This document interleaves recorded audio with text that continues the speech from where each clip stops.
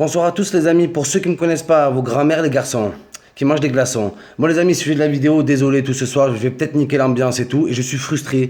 Je suis peut-être à un tournant de ma vie, sur la vie de ma mère, j'étais en train de regarder France-Italie, et je me suis posé la question qui va peut-être changer ma vie. Voilà, pourquoi supporter une équipe qui nous supporte pas, nous les rebeux? Voilà, pourquoi supporter une équipe qui nous veut pas? Atem Ben Arfa, il est où? Il est pas là. Le seul rebeu, pendant l'Euro, les Français de souche, ils disaient quoi? Ouais, vous dites que c'est du racisme et tout. Pourtant, il y a Adil Rami. Adil Rami, sa grand-mère qui joue au poker pendant une partie de Rami. Alors le mec, c'était le seul rebeu qui restait. Le mec, c'était un survivant. Malgré qu'il a sucé, il a énormément sucé pour être en équipe de France. Je le répète, Adil Rami a sucé pendant la Marseillaise. Le mec, c'était pas... Oh, le mec, il était dans The Voice. Voilà, il était là, il pissait le sang, il chantait de toutes ses forces la Marseillaise. Mais c'est pas grave. Il est où Adil Rami? Il est plus là. Il ne reste plus aucun rebeu en équipe de France. C'est la seule vérité qu'il y a aujourd'hui. Mais moi, j'en ai marre, moi. Voilà. Pourquoi j'en ai marre? Parce que l'équipe de France, elle est monstrueuse. Voilà, juste la compo. Oh, je pétais les plombs. Oh, comparé à l'Italie. Ne vous vantez pas d'avoir battu l'Italie. Le meilleur joueur de l'Italie, il a 48 ans et c'est le gardien, frère. Quand dans l'équipe, le meilleur joueur, c'est le gardien, c'est que ça crée, mon pote. C'est que tu sais que c'est attaque-défense, voilà. Oh, si le goal, il fait 40 arrêts par match, il y a un problème, c'est que l'équipe, elle est nulle, voilà.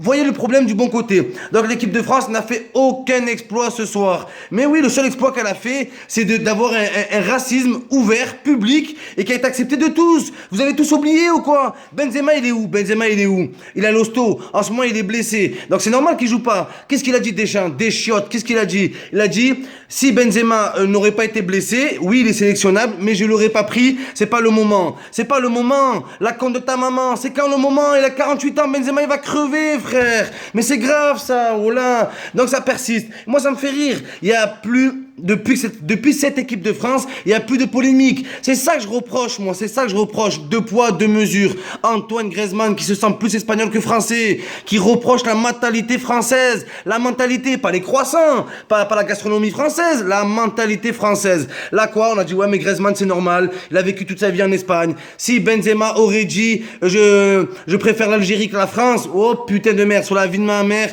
on l'aurait mis 20 ans de prison pour apologie au terrorisme. La vie de ma mère, c'est ça. À l'heure d'aujourd'hui, c'est ça. Donc moi, quand je regarde un match de l'équipe de France, je suis pas bien. Même moi, je me reconnais plus. Je vois une action pour l'Italie, je suis presque content qu'il marque. La vie de ma mère, je me reconnais plus. J'assume pleinement. Cette équipe de France, ce n'est pas la mienne. Cette équipe de France, ce n'est pas la nôtre. Voilà que ce n'est pas la nôtre. Moi, je m'en bats les couilles. Giroud, il a marqué. Je m'en bats les couilles. Il peut mettre 40 buts. Là, le monde entier s'en bat les couilles. Il a pas de charisme. Il a pas de caractère. Il a pas de joie de vivre. Tout ce qu'il sait faire, c'est sucer. Sur la vie de ma mère, c'est la vérité. Je l'aime bien, Olivier Girouette, je l'aime bien, mais mon pote, je te dis la vérité, on s'en bat les couilles, frère. On veut pas, non, je sais pas, on veut des passements de jambes. Est-ce que Giroud sait faire un passement de jambes? La dernière fois qu'il a fait un passement de jambes, c'était quand? Jamais. Il en a jamais fait, les amis. Voilà. Est-ce qu'il y a un reportage de Giroud quand il était adolescent? Il y en a pas. Il y en a aucun. Tous les génies ont un reportage quand ils étaient petits. Il y en a pas. Quand il était petit, Giroud, il était grand déjà, pour vous dire. Donc voilà, cette équipe de France, ce n'est pas la mienne. J'ai du mal. Je vous dis la vérité, j'ai du mal. Je suis pas anti-équipe de France. Je suis pas anti-France. C'est pas dans ce délire-là. Mais c'est spécial. La vérité, c'est spécial. Nasri, à l'heure d'aujourd'hui, se retrouve, la vie de ma mère, se retrouve prêté. Oh, mais j'aurais jamais cru que Nasri pouvait se prêter. C'est pas comme 5 euros que tu prêtes, mon pote. Il se retrouve prêté à FC Séville. Pourquoi? Parce que la France ne l'a jamais mis en avant.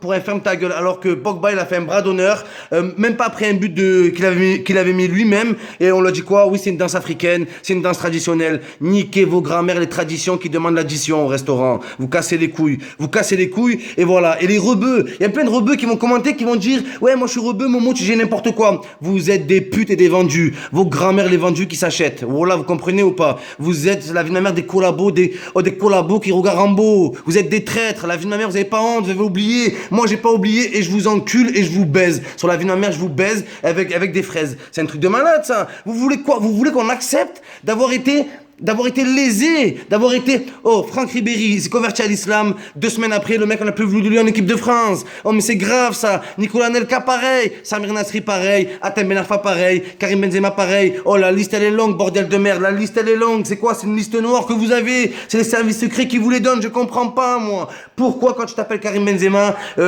Manuel Valls s'en mêle? Pourquoi? Après, vous dites que c'est pas politique. Mais c'est politique, quand Manuel Valls,